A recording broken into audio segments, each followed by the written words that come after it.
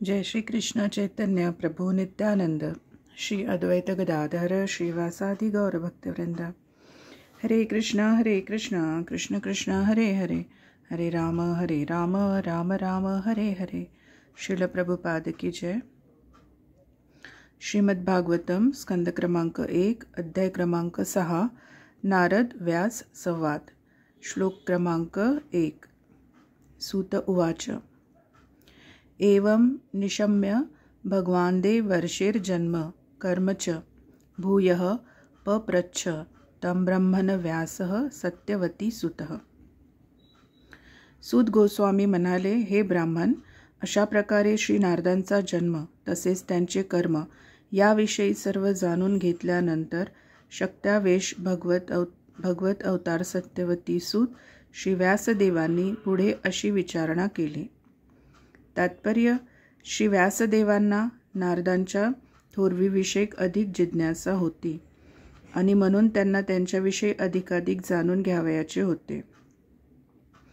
या अध्यायात नारद ज्यावेळी ते भगवंतांच्या विरहाच्या दिव्य विचारात मग्न होते आणि दुःखाचा अनुभव घेत होते, त्यावेळी भगवंतांनी क्षणार्धासाठी त्यांना कसे दर्शन दिले याचे वर्णन करतील।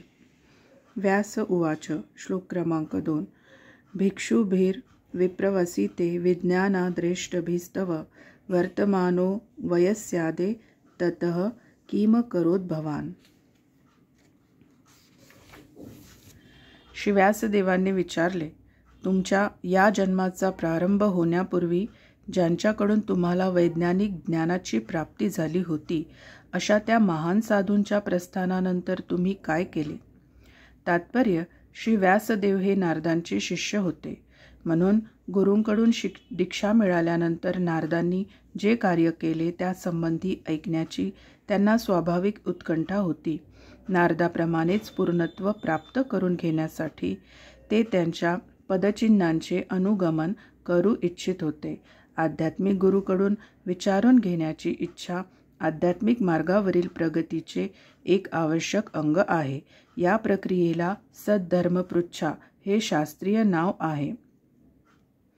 श्लोक क्रमांक 3।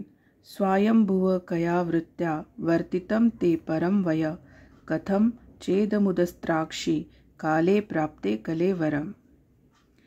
हे ब्रह्मदेवांचे पुत्र, तुम्ही दीक्षा घेतल्यानंतर कशा प्रकारे जीवन व्यतीत केले आणि योग्य वेळ येताच आपल्या पूर्वीच्या शरीराचा त्याग करून तुम्ही हे वर्तमान शरीर कसे प्राप्त केले?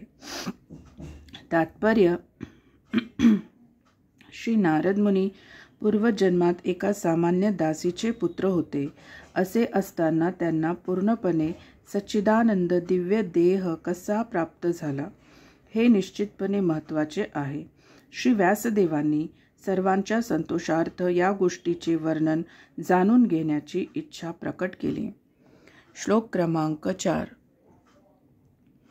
प्राकल्पविषया मेतां स्मृती ते मुनी सत्तम नहेश व्यवधात काल एष सर्वनिराकृती। हे ऋषीश्रेष्ठ, काळ भौतिक जगातील प्रत्येक गोष्टीचा सहार योग्य वेळी करतो।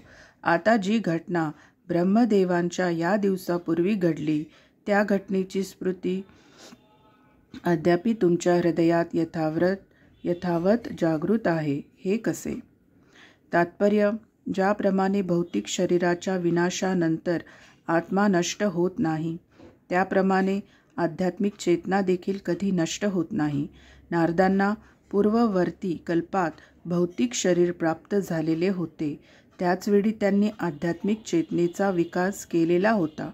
भौतिक शरीरातील चेतना म्हणजे भौतिक शरीराच्या माध्यमातून अभिव्यक्त झालेली आध्यात्मिक चेतना होय। ही चेतना निकृष्ट, नाशवान आणि विकृत अशी आहे, परंतु आध्यात्मिक स्तरावरील आत्मिक पराचेतना ही आत्म्यासमानच दिव्य असून अविनाशी स्वरूपाची असते। श्लोक क्रमांक 5। नारद उवाच। भिक्षुभिर्विप्रवसिते विज्ञानाद्रेष्ट भीर्ममं वर्तमानो वयस्यादे तत एतद्कारशम। श्री नारद म्हणाले, मला शास्त्रीय अध्यात्म ज्ञानाचा उपदेश करून ते महान साधू दुसऱ्या ठिकाणी निघून गेल्यावर मला माझे जीवन असे व्यतीत करावे लागले. तात्पर्य: मागील जीवनात महान साधूंच्या आशीर्वादाने जेव्हा नारदांमध्ये आध्यात्मिक ज्ञानाचा प्रवेश झाला होता, तेव्हा ते जरी अवघ्या 5 वर्षाचे होते, तरी त्यांच्या जीवनात प्रत्यक्ष परिवर्तन घडून आले होते. अधिकृत आध्यात्मिक गुरुद्वारे दीक्षा प्राप्त झाल्यावर प्रकट होणारे हे एक महत्त्वाचे लक्षण आहे. भक्तांच्या प्रत्यक्ष संगतीमुळे आध्यात्मिक साक्षात्कारासंबंधी जीवनामध्ये वेगाने परिवर्तन घडून येते.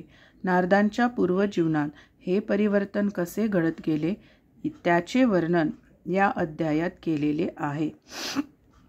श्लोक क्रमांक 6. एकात्मजा मे जननी योषिन्मुडाच किंकरी मय्यात्म जे नन्यगतो चक्रे स्नेहानुबंधनम. मी माझ्या मातेचा एकमेव पुत्र होतो. ती एक भोळी स्त्रीच नव्हे तर एक दासीसुद्धा होती.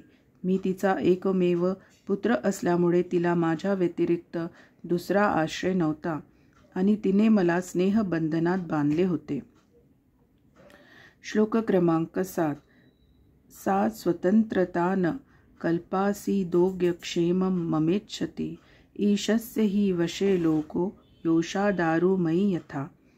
माझे पालन पोषण चांगल्या रीतीने करावे अशी तिची इच्छा होती, परंतु आश्रित असल्याकारणाने ती माझ्यासाठी काही करू शकत नव्हती. हे जग परमेश्वराच्या पूर्णपणे नियंत्रणामध्ये असल्यामुळे प्रत्येक व्यक्ती ही मदाराच्या हातातल्या कठपुतळी समानच आहे. श्लोक क्रमांक 8. अहम च तद्ब्रह्मकुले उशिवांस्त दुपेक्षया दिग्देशकालाव्युत्पन्नो बालक पंचहायनः. जेव्हा मी केवळ 5 वर्षाचा लहान बालक होतो, तेव्हा एका ब्राह्मणाच्या पाठशाळेत राहत होतो. मी माझ्या मातेच्या प्रेमाचा आश्रित होतो आणि मला निरनिराळ्या दिशा किंवा देश यांचा काहीही अनुभव नव्हता. श्लोक क्रमांक 9. एकदा निर्गतां गेहादुहंतीं निशिगांपथि सर्पो दशत्पदा स्पृष्टः कृपनाम कालचोदितः. एकदा माझी निरागस माता रात्रीच्या समयी गोदोहनासाठी जात असताना काळाने प्रेरित झालेल्या एका सर्पाने तिच्या पायाला दंश केला. तात्पर्य: एका प्रामाणिक जीवाला भगवंताकडे ओढून घेण्याचा हाच मार्ग आहे. ते असहाय्य बालक आपल्या स्नेहमयी मातेच्या आश्रयाखाली राहत होते, परंतु त्याच्या मातेला या जगातून नाहीसे केले गेले. त्या बालकाने पूर्णपणे भगवंतांच्या दयेवर आश्रित राहावे ही भगवद इच्छा होती. श्लोक क्रमांक 10. तदा तदहमीशस्य भक्तानां शमभिप्सतः अनुग्रहं मन्यमानः प्रातिष्ठं दिशमुत्तराम. मी ही भगवंतांची एक विशेष कृपा मानली, कारण ते नेहमीच आपल्या भक्तांचे कल्याण इच्छिणारे आहेत. असाच विचार करीत मी उत्तर दिशेला प्रस्थान केले. तात्पर्य: भगवंतांचे निष्ठावान भक्त पदोपदी भगवंतांच्या कल्याणप्रद मार्गदर्शनाचा अनुभव करतात. भौतिक दृष्टीने ज्याला विषम अथवा कठीण समय समजले जाते, त्याचा भगवंतांच्या विशेष कृपेच्या रूपाने ते स्वीकार करतात. भौतिक समृद्धी एक प्रकारचा भौतिक ज्वर आहे आणि भगवंतांच्या कृपेने या भौतिक ज्वराचे तापमान हळूहळू उतरते व त्या प्रमाणात आध्यात्मिक स्वास्थ्य प्राप्त केले जाते. भौतिक संसारात रमलेले लोक याचा चुकीचा अर्थ करतात. श्लोक क्रमांक 11. स्फितांजन पदांस्तत्र पुरग्राम व्रजाकरान खेटखरवटवाटिश्च वनान्युपवनानि च.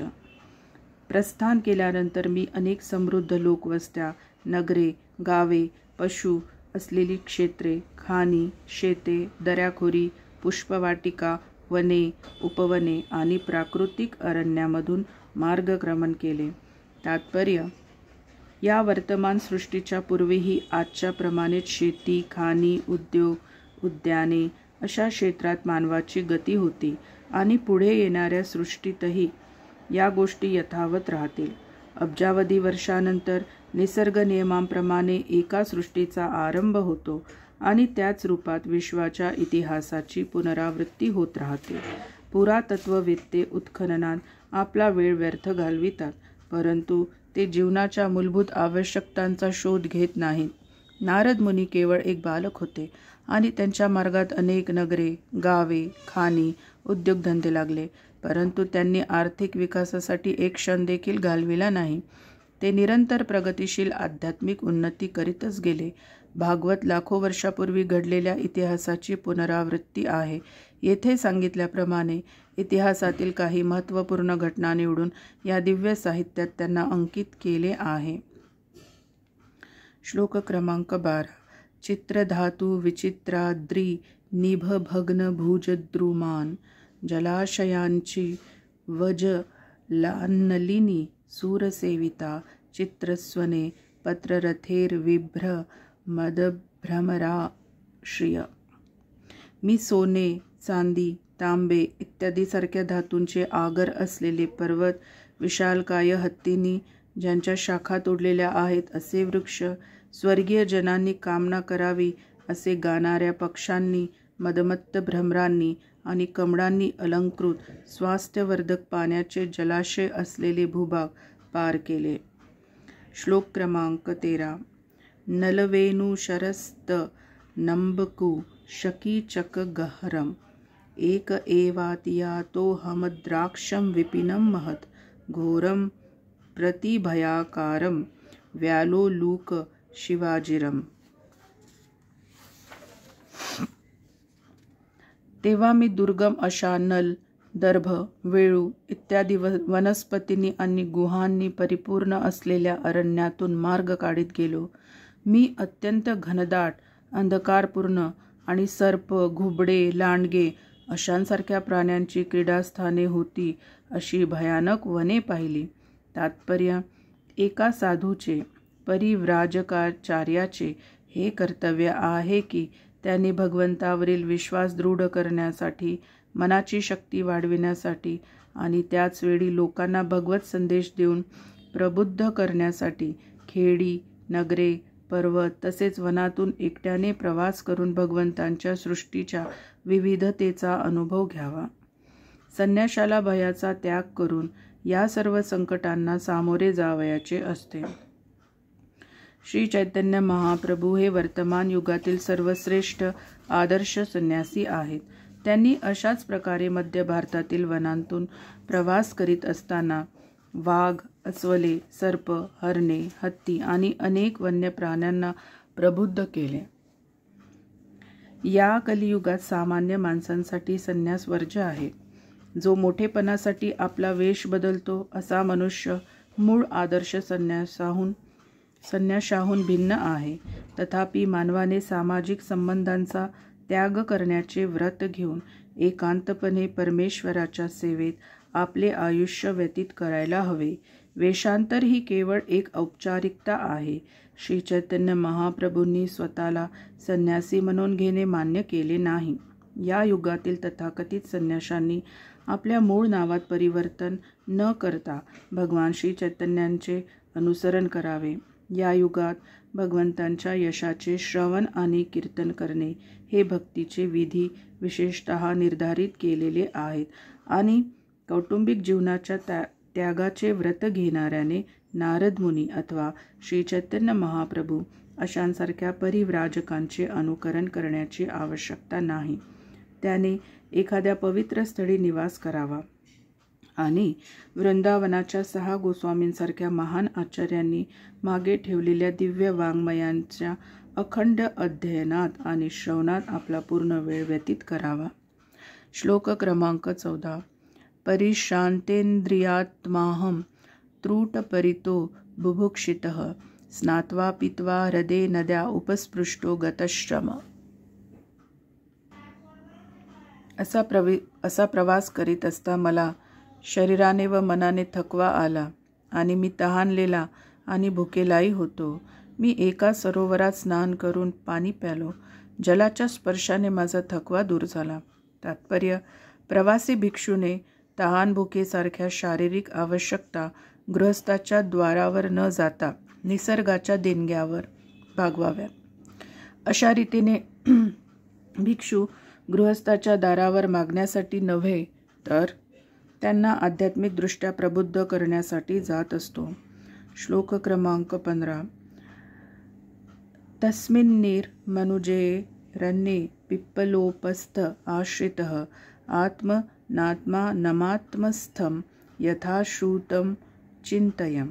त्यानंतर त्या निर्जन अरण्यात एका पिंपळ वृक्षाच्या सावलीत बसून ज्याप्रमाणे मी त्या मुक्तात्म्याकडून ऐकले होते त्याप्रमाणे माझ्या बुद्धीचा उपयोग करून हृदयस्थ परमात्म्याचे ध्यान करू लागलो. तात्पर्य: साधकाने आपल्या स्वतःच्या इच्छेनुसार ध्यान न करता प्रामाणिक आध्यात्मिक गुरूच्या माध्यमाने अधिकृत शास्त्राप्रमाणे आणि प्रत्येक प्राणी मात्राच्या हृदयात निवास करणाऱ्या परमात्म्याच्या चिंतनात प्रशिक्षित झालेल्या आपल्या बुद्धीच्या योग्य प्रयोगाने ध्यानाविषयी पूर्ण ज्ञान प्राप्त करावे. ही चेतना आध्यात्मिक